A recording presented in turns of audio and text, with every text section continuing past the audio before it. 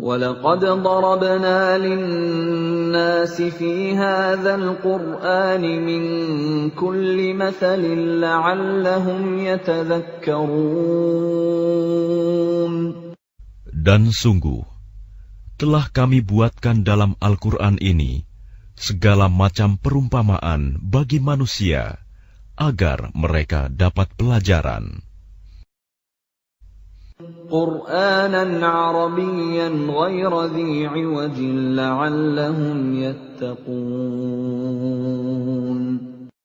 Yaitu Al-Quran dalam bahasa Arab. Tidak ada kebengkokan di dalamnya, agar mereka bertakwa.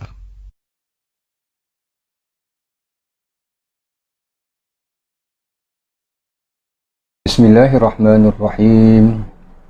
Alhamdulillahi Rabbil Alamin. Wassalatu wassalamu ala ashrafil anbiya'i wal mursalin, Nabiina Muhammadin sallallahu alaihi wasallam wa ala alihi wa sahbihi ajma'in. Rabbi shrah li sadri wa yassir li amri wahlul 'uqdatam min lisani yafqahu qawli. Subhanaka la ilma lana illa ma 'allamtana innaka antal alimul hakim. Rabbi a'udzu bika min hamazatis syayatin wa a'udzu bika rabbi an yahdurun. Astaghfirullahalazim, astaghfirullahalazim, astaghfirullahalazim, wa atubu ilaiha ma ba'd. Alhamdulillah, bersyukur kita ke hadrat Allah Subhanahu wa ta'ala yang mengurniakan kepada kita kesempatan ini untuk kita bersama-sama dalam siri pertama kita menghayati firman-firman Allah, iaitu menerusi kuliah online kita berhubung dengan firman-firman Allah Subhanahu wa ta'ala yang kita namakan Kembara di Alam Firman. Muslimin dan muslimat yang dirahmati Allah, sebelum kita menjangkau, sebelum kita menghayati, bahkan sebelum kita memulakan langkah untuk mengembara ke alam firman Allah Subhanahu wa ta'ala menerusi kitab sucinya Al-Quranil Karim, marilah sama-sama kita memulakan penghayatan kita dan pengembaraan kita ini dengan kita menghayati isti'azah. Isti'azah ataupun disebut juga sebagai ta'awuz. Isti'azah ataupun ta'awuz ini bermaksud memohon perlindungan, iaitu memohon perlindungan menerusi lafaz yang umumnya a'udzu billahi minasyaitonir rajim. Ini sesuai muslimin dan muslimat yang dirahmati Allah. Kita malah diperintahkan oleh Allah Subhanahu wa ta'ala untuk memohon perlindungan daripada Allah Subhanahu wa ta'ala, daripada syaitan yang direjam dalam setiap apa yang kita lakukan, apa yang kita perkatakan, bahkan apa yang sebelumnya, iaitu yang terlintas dalam minda kita. InsyaAllah kita akan menghayati, akan kita sama-sama menyelami pentingnya kita memohon perlindungan daripada Allah Subhanahu wa ta'ala daripada godaan-godaannya. Muslimin dan muslimat yang dirahmati Allah, apabila kita melafazkan a'udzu billahi minasyaitonir rajim, aku berlindung dengan Allah daripada syaitan yang direjam. dalam lafaz isti'azah ataupun ta'awuz, lafaz a'udzu billahi minasyaitonir rajim ini ada beberapa segmen yang boleh kita bagikan. Pertamanya, a'udzu, aku berlindung. Maka timbullah antara persoalan, mengapa kita perlu berlindung? Dan yang keduanya, billahi, dengan Allah. Berlindung dengan Allah. Mengapa kita berlindung dengan Allah? Siapa itu Allah yang kita perlu berlindung dengannya? Ketiganya, minasyaitan, daripada syaitan. Dalam banyak-banyak makhluk Allah Subhanahu wa ta'ala yang pernah kita jumpa, yang tak pernah kita jumpa, yang kita tahu maupun yang tak pernah kita tahu, ataupun yang tak pernah pun kita ambil tahu. Tapi mengapa perlindungan itu perlu dimohonkan dengan Allah daripada syaitan? Siapa dia syaitan tu? Jahat sangat ke dia sehingga kita perlu memohon perlindungan daripadanya? Dan yang keempat, ar-rajim, minasyaitanir rajim. So ar-rajim ni direjam. Apa maksud direjam? Mengapa syaitan ini direjam? Macam kita sebutkan tadi, jahat sangat ke dia sehingga dia sampai direjam? Dan kalau sekiranya ada dalam sebuah majlis 1000 orang dan 1000 orang itu melafazkan a'udzu billahi minasyaitonir rajim, mereka 1000 orang ini memohon perlindungan dengan Allah daripada syaitan yang direjam. Syaitan tu kena rejam 1000 kali agaknya. Teruk dia. So muslimin dan muslimat yang dirahmati Allah, InsyaAllah ini 4 segmen, 4 bahagian yang akan sama-sama kita selongkarnya. Mana yang sempat, InsyaAllah dalam siaran ini. Mana yang tak sempat, InsyaAllah kita akan menyambungnya dalam siaran-siaran yang akan datang. Teruslah mengikuti siaran kami ini. Muslimin dan muslimat yang dirahmati Allah, yuk mari kita memulakan bahagian yang pertama, iaitu a'udzu.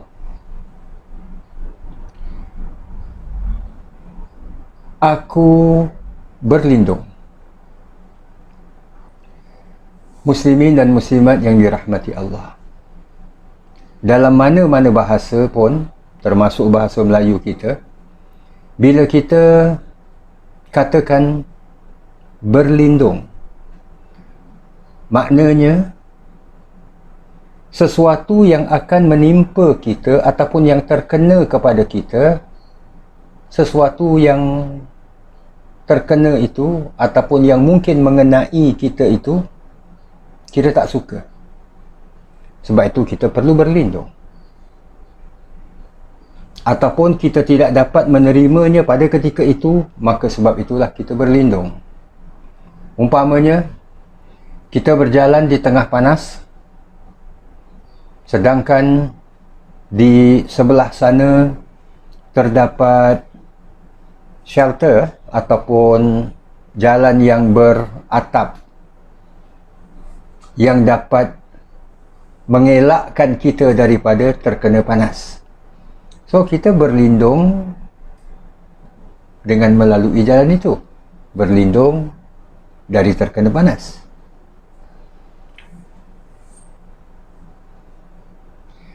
Apabila kita melafazkan Aku berlindung.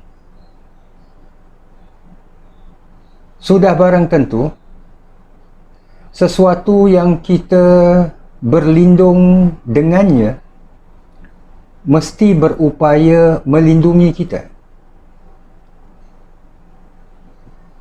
Bayangkan, kalau jalan yang kita tempuhi ataupun yang kita gunakan, yang kita lalui itu ada shelter, beratap. Tapi cahaya panas itu datang daripada sini. Kalau kita berjalan, walaupun beratap, tapi tetap kita kena panas. No point, kata orang. Maka dasarnya berlindung ini adalah kita iltija. Kita berlindung daripada sesuatu yang memang dapat menyelamatkan kita. Itu pertama. Kedua, bila kita melafazkan a'udhu mengikut kaedah ilmu bahasa Arab, khususnya ilmu nahwu, a'udhu ini adalah lafaznya fi'il mudhari'. Fi'il mudhari' dapat kita terjemahkan kepada perbuatan yang sedang dilakukan, perbuatan yang telah dilakukan, perbuatan yang akan dilakukan, itu dalam termsnya yang berbeza. Tapi fi'il mudhari' adalah perbuatan yang sedang dilakukan. Jadi bila kita melafazkan a'udhu, bermakna saya sedang berlindung. Namun antara peranan dan fungsi fi'il mudhari' ini adalah dia juga memainkan peranan perbuatan yang sedang dilakukan sekarang, dan yang sekarang kita lakukan ini akan terus sentiasa kita lakukan secara continuous, secara berterusan. Jadi muslimin dan muslimat yang dirahmati Allah, apabila kita melafazkan a'udzu billahi minasyaitonir rajim, aku berlindung dengan Allah daripada syaitan yang direjam, bermakna aku sekarang ni sedang berlindung. Kita sedang berlindung, tetapi dalam waktu yang sama ia juga bermaksud kita sedang berlindung sekarang ini, esok pun kita akan berlindung, lusa pun kita akan terus berlindung, tulat pun begitu juga, minggu depan pun begitu juga, dan seterusnya. Bermakna kita sentiasa berlindung. Itu dia. Kita sentiasa berlindung dengan Allah. Itu yang nantinya akan kita lihat. Kenapa perlu sentiasa berlindung? Hakikatnya jamaah yang dirahmati Allah, kita ni manusia yang Allah walaupun menciptakan kita dengan sebaik-baik ciptaan, laqad khalaqnal insana fi ahsani taqwim, sesungguhnya kami telah ciptakan manusia dengan sebaik-baik ciptaan. Tapi dalam waktu yang sama, kita yang diciptakan oleh Allah dengan sebaik-baik ciptaan, seperti pengakuan Allah firman-Nya surah At-Tin yang kita maklumi bersama, ia, makhluk Allah ini, manusia ini juga tidak terlepas daripada kelemahan. Setiap makhluk ada kelemahan, walaupun kita diciptakan dengan sebaik-baiknya. Antara kelemahan yang cukup jelas bagi setiap manusia, whoever manusia itu, siapa jua manusia tu, tak kira lah orangnya bijak ke, orangnya pandai ke, orangnya hebat ke, ataupun orangnya bengap ke, orangnya biasa saja ke, IQ dia Masya Allah jenis yang tip top, ataupun IQ dia memang jenis Q saja, ikut aja. Yang penting adalah setiap manusia ini ada kelemahan, dan salah satu di antara kelemahan manusia ini adalah kita tidak dapat mengetahui sesuatu in future, sesuatu yang ada di masa hadapan. Kita tak dapat. Kita tak dapat tahu. Kita hanya boleh merancang. Kita hanya boleh mengagak, menerka, ataupun cuba memastikan. Tapi akhirnya end result daripada apa yang kita cuba pastikan, apa yang kita agak, apa yang kita terka, itu semua ditentukan oleh Allah. Kita pada masa kita merancang, pada masa kita mengagak, kita tak tahu. Muslimin dan muslimat yang dirahmati Allah, ini antara kelemahan manusia. Orang sakit, doktor hanya boleh menjangkakan berdasarkan ilmunya, berdasarkan pengalamannya, dengan ubat-ubatan yang diberikan. Doktor mungkin boleh mengagak si fulan ini hayatnya hanya 6 bulan saja. Tapi doktor tak dapat pastikan 6 bulan dia meninggal. Ada yang belum 6 bulan dah meninggal. Doktor lepas cakap aja, dia pun dapat tahu, dia dengar, terus meninggal. Pun mungkin juga.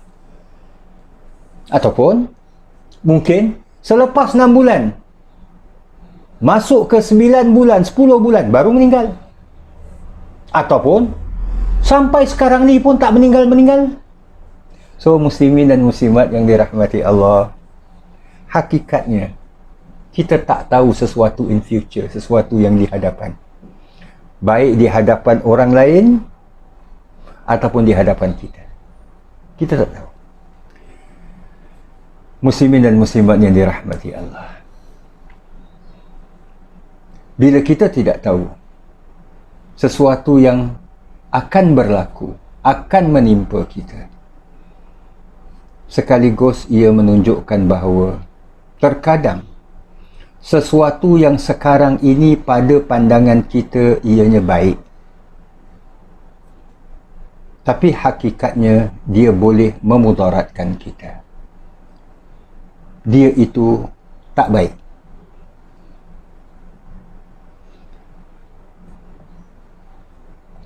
Muslimin dan muslimat yang dirahmati Allah, contohnya boleh dipelbagaikan. Kita ambil yang very simple aja lah.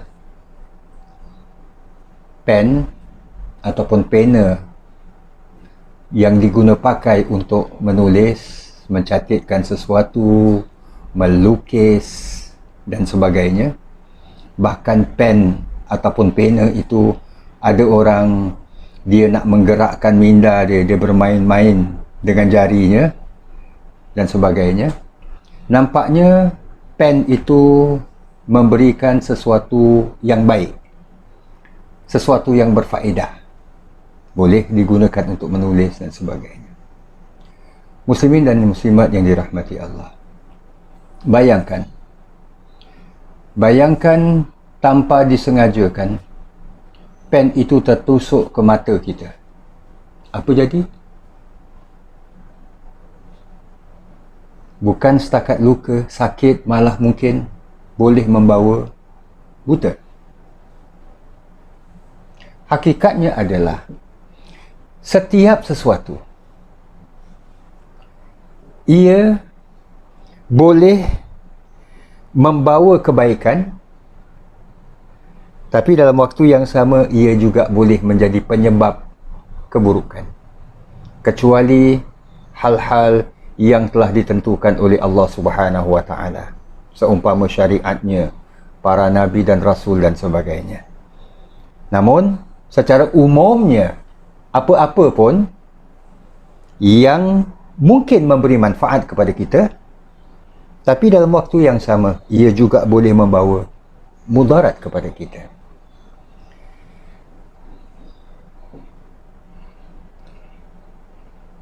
Mungkin masakan kita untuk menyedapkan makanan masakan yang, ialah makanan yang kita masak tu, kita bubuh garam. Itu untuk menyedapkan makanan. Minuman, nak menyedapkan minuman kita tambahkan gula. Tapi muslimin dan muslimat yang dirahmati Allah, berapa ramai manusia yang kemudiannya mendapat sakit kerana terlalu banyak makan garam. Berapa ramai manusia yang mendapat penyakit kerana terlalu banyak makan gula. Maksudnya secara berlebih-lebihan.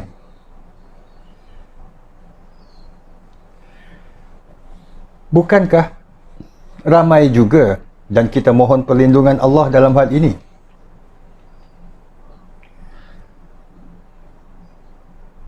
orang tua, ibu bapa sayang sungguh anaknya.